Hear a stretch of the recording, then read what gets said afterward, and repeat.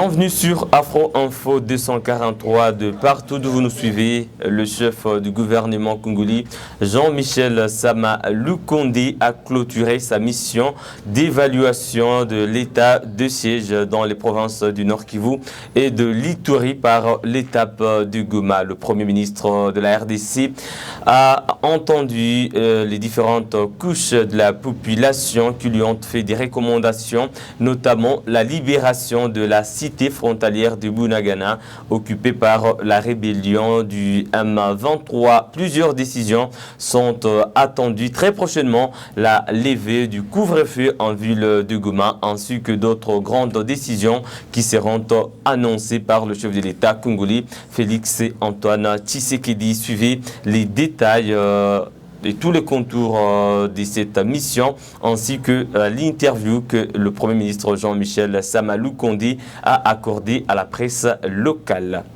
Le Premier ministre a bouclé son séjour à Goma tard dans la nuit de ce vendredi 23 septembre 2022. Auparavant, Jean-Michel Sama Lukonde a reçu en audience plusieurs couches sociales, à savoir la jeunesse, les mouvements citoyens, la société civile, les confessions religieuses ainsi que les membres des institutions politiques provinciales en congé. Toutes les forces vives ont recommandé la libération rapide de Bunagana et d'autres villages occupés par les troupes rwandaises se faisant passer pour les M23. Le départ de la MONUSCO est aussi exigé, mais aussi ils ont insisté sur la levée de l'état de siège selon la déclaration faite par le président de la coordination de la société civile au Nord Kivu, John Banyene, au terme des entretiens. Le message phare qu'on avait est que, comme il est encore arrivé pour une autre évaluation de l'état de siège, vous savez que nous, ici au Nord Kivu, nous sommes toujours dans l'insécurité. Donc l'insécurité est devenue récurrente et nous on a demandé au Premier ministre de lui dire qu'il faut qu'on cherche un autre moyen pour nous faire sortir de cette insécurité. En réponse, le chef du gouvernement congolais s'est dit très sensible aux réclamations de ses administrés, que ce soit sur le plan tant sécuritaire qu'humanitaire. Jean-Michel Sama Lukonde a par exemple instruit les gouverneurs militaires de se pencher avec son comité provincial de sécurité sur la levée du couvre-feu à Goma. Pour le reste, de grandes décisions seront prises par les chefs de l'État après avoir reçu les rapports. J'ai mentionné que nous étions là à la suite justement de la demande de l'autorité suprême de venir faire une évaluation. Car comme vous savez, la paix et la sécurité dans cette partie du pays sont très chères à son Excellence Monsieur le Président de la République, Félix Antoine Tshisekedi Tshilombo. Et donc nous avons entamé depuis quelques jours ici à l'est de la République démocratique du Congo, en commençant par l'Ituri, où nous avons eu d'abord un conseil de sécurité et puis des échanges avec toutes les forces vives. Ça nous a permis d'avoir un aperçu clair à ce niveau-là et des travaux qui doivent se faire, surtout dans la sensibilisation, les discussions intracommunautaires qui vont déboucher finalement sur des discussions intercommunautaires. Ça, c'est pour la province de l'Ituri et le combat qui doit continuer à se faire en ce qui concerne les ADF qui continuent à endeuiller nos populations. Ici, dans la province du Nord Kivu, comme nous l'avions fait aussi d'ailleurs dans l'Ituri, nous avions annoncé que nous venions pour d'abord être à côté de ces familles qui sont endeuillées, être à côté de ces familles qui sont déplacées, car vous connaissez cette situation que nous avons dans Rutshuru et à Bunagana, où nous avons eu ces familles de déplacés qui sont rentrées d'ailleurs par patriotisme et qui ont besoin de l'assistance humanitaire.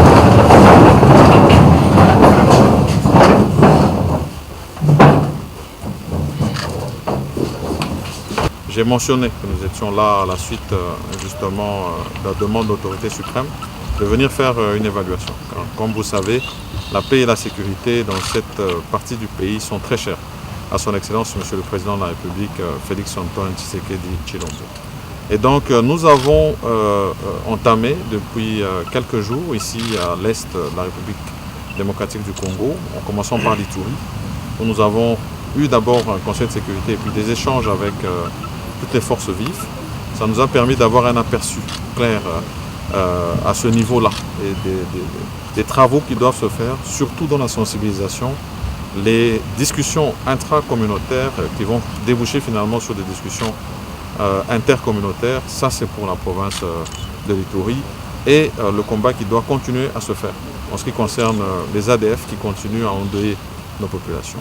Ici, dans la province du Nord Kivu, comme nous l'avions fait aussi d'ailleurs dans l'Ituri, nous avions annoncé que nous venions pour d'abord être à côté de ces familles qui sont endeuillées, être à côté de ces familles qui sont déplacées, car vous connaissez cette situation que nous avons dans Rutshuru et à Bunagana, où nous avons eu ces familles de déplacés qui sont rentrées d'ailleurs par patriotisme et qui ont besoin de l'assistance humanitaire.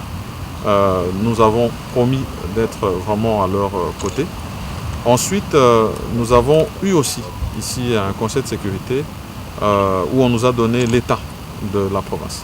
C'était l'occasion aussi de discuter avec toutes les forces vives et avoir leur ressenti pour que ça puisse mieux orienter notre action. Et donc, sur les points, je peux dire saillants, nous avons reçu cette revendication qui avait été faite par rapport à la MONUSCO. Nous avons discuté avec les mouvements citoyens et la société civile. Et nous avons fait appel à leur sens de responsabilité, en disant que la Constitution garantit toute forme de revendication, mais la Constitution garantit aussi le droit à la vie. Et que c'est important pour nous, en tant qu'autorité, qui avons la responsabilité justement de la protection des biens et des personnes, que nous soyons toujours au fait en termes de responsabilité. Nous avons eu à déplorer récemment dans le cadre de ces revendications demandant le retrait de la MONUSCO, à regretter, déplorer des morts. Nous ne voulons plus voir cela arriver. Et donc c'était vraiment une demande de responsabilité pour qu'on s'assure que nous épargnons des vies. Nous sommes déjà dans une situation sécuritaire difficile. Il faut concentrer nos forces là où nous avons véritablement ces forces négatives, cette agression que nous avons qui est activée par le Rwanda. C'est là que nous devons mettre l'énergie. Et donc ça, c'était l'un des premiers faits saillants qui a été dans nos échanges. Ensuite, nous avons échangé sur d'autres questions qui préoccupent la population, notamment la sécurité, le banditisme, et nous assurer qu'avec les autorités militaires, nous puissions adresser ces questions, surtout des questions de tracasserie qui ont été mentionnées.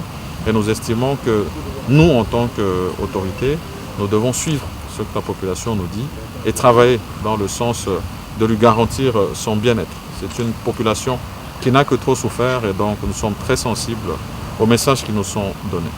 Nous avons eu aussi cette demande qui a été faite particulièrement pour la ville de Goma en ce qui concerne les restrictions en termes de déplacement. Et nous avons discuté avec le gouverneur militaire et donné une indication et voir les modalités de levée de couvre-feu tel que c'est vécu actuellement dans la ville de Goma. Et donc c'est un travail qui va se faire et être annoncé très rapidement.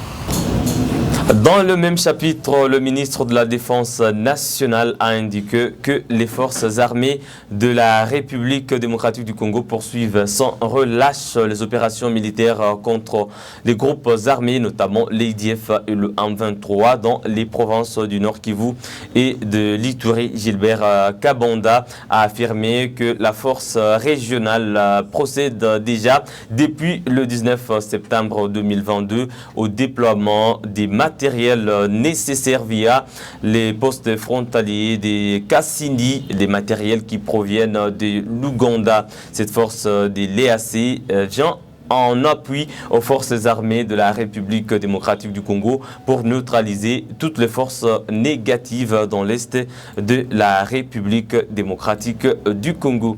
Mesdames et messieurs, c'est par là que nous mettons un terme à cette production sur Afro Info 243. N'oubliez pas de vous abonner en cliquant sur s'abonner, activer la cloche des notifications pour rester au parfum de l'actualité de l'est de la RDC. Laissez-nous en j'aime et votre point de vue en commentaire, partagez la vidéo. On se fixe un nouveau rendez-vous d'actualité. À très bientôt.